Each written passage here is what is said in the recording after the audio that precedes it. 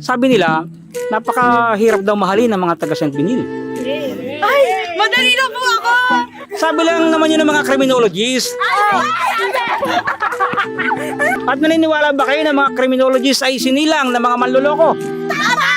Paano masabi? Depende po sa tao. Depende. Depende po yan. Depende. Yes, madam. Cash. Okay mga kaibigan, cash ang ibinayad ni ma'am.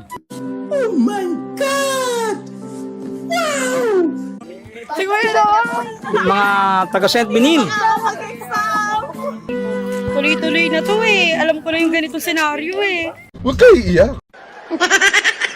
Picture tayo. Picture daw, picture daw. Ay, picture daw. Pero bago tayo mag-picture, pero ako tatanong. Sabi nila, napakahirap daw mahalin ng mga taga St. Benil.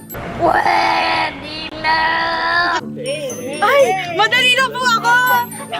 Gaano ba kadali yung madali? Ay, uto-uto po ako! Ma'am, naniniwala ka doon? Napakahirap daw mahalin ng mga taga St. Benil. Hindi po. Sumubok kayo! Sumubok kayo! Basic na basic. Basic. Requirements matangkad. Oo. Eh, sabi lang naman yun ng mga criminologists.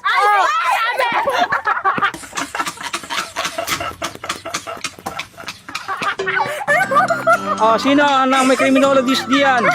Sabi ng mga criminologists, yun daw mga St. Benil din napakahirap mahalin. Sino nagsabi yan, kuya? Criminologist. Mga criminology pala ha. Mga criminology, mga basher kayo. Anong masasabi mo sa mga criminologists? Mga criminologists, mga paasa po kayo. At naniniwala ba kayo na mga criminologists ay sinilang ng mga manloloko? Ako po hindi. Ako po hindi. Tama, mga criminology. Ako po hindi naniniwala. Huwag po kayo sa criminology. Mga mapapanakit po yung mga criminology. Okay, picture na tayo. Okay na? Baka may gusto ko sabihin. Hi, Shai! Andito si Kuya Pite ko. Hi po. Sige po, group picture tayo.